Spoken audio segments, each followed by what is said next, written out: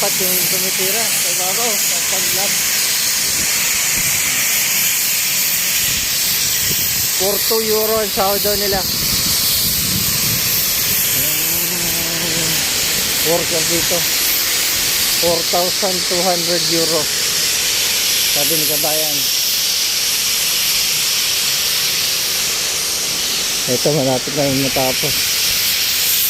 Ito na primer na final coat na rin to. Another day, Sunday, back to ship.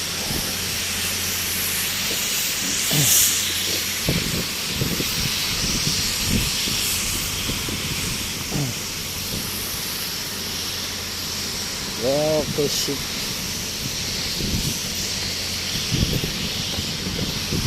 Oh, tapos na rin yung pintura ng Norbin eh. Bagong pintura na rin oh. Ang bilis na ba? 2 linggo pa lang yan.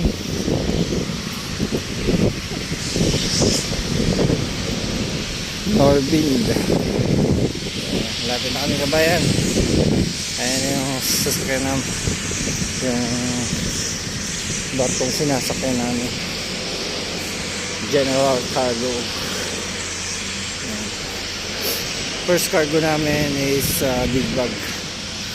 Dukunin namin sa Klaipeda sa Latvia. Dali namin ng Norway.